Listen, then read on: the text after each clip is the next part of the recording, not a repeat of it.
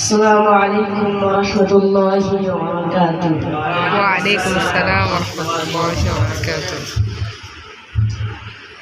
نحمده ونصلي على رسوله الكريم، أما بعد، فأعوذ بالله من الشيطان الرجيم. بسم الله الرحمن الرحيم. حافظوا على الصلوات والصلاة الوسطى وقوموا لله قانتين. وقال رسول الله صلى الله عليه وسلم: مفتاح الجنة الصلاة. صدق الله مولانا العظيم.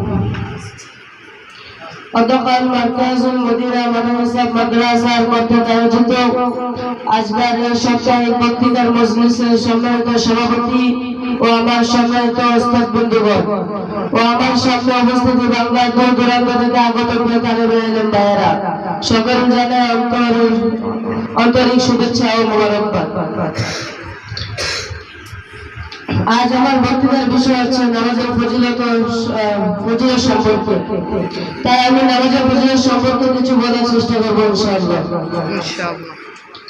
প্রিয় ভাইয়েরা ও বন্ধুরা, মহানবী সাল্লাল্লাহু আলাইহি ওয়াসাল্লাম বলেছেন, যে ব্যক্তি ঠিকমতো নামাজ আদায় করে তার সমস্ত গুনাহ মাফ হয়ে যায় এবং জান্নাতের দরজা সমূহ খুলে যায় এবং জাহান্নামের দরজা তার জন্য হারাম হয়ে যায় এবং তার নাম মুনাফিকের তালিকা থেকে বাদ হয়ে যায়।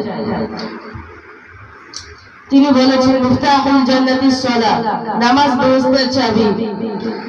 যেরকম চাবি ছাড়া তালা খোলা যায় না, তেমনি ভাবে আখিরাতের দিন নামাজ ছাড়া বেহেশতে প্রবেশ করা অসম্ভব হয়ে যাবে। তিনি আরো বলেছেন, যে ব্যক্তি 5 ওয়াক্ত নামাজ সময়মত পড়বে তাকে মহান রব্বুল আলামিন 5টি পুরস্কার দান করবেন। 1 নাম্বার, রিজিকের অভাব দূর করে দিবেন, অথচ আমরা এই রিজিকের জন্য নামাজের কথা ভুলে যাই। 2 নাম্বার, কবরে আযাব মাফ করে দিবেন। 3 নাম্বার, আমলনামা ডান হাতে দিবেন। ফুলসিরাত বিদ্যুতের গতিতে পার করে দিবেন। 5 নাম্বার, বিনা হিসাবে জান্নাতে প্রবেশ করাবেন। পরিশেষে বলবো, ওহে বাংলার দামান ছেলেরা, আসো আমরা নামাজের ব্যাপারে পূর্বের থেকে আরো বেশি যত্নশীল হই।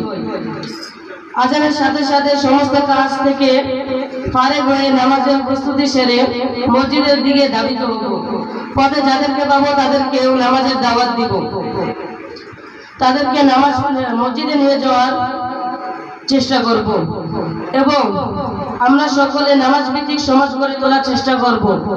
তাহলে এই সমাজ থেকে সর্বপ্রকার অন্যায়, দুর্নীতি, চুরি, ডাকাতি, সন্ত্রাসী, চাঁদাবাজি এবং সুদ, ঘুষ সবকিছুই সমাজ থেকে দূর হয়ে যাবে ইনশাআল্লাহ। এবং ফিরে আসবে শান্তি, শৃঙ্খলা এবং আরো ফিরে আসবে সাহাবায়ে কেরামের যুগের মতো সোনালী যুগ। এই প্রত্যাশায় আমি আজকের বক্তব্য শেষ করছি ইনশাআল্লাহ। আসসালামু আলাইকুম ওয়া রাহমাতুল্লাহ।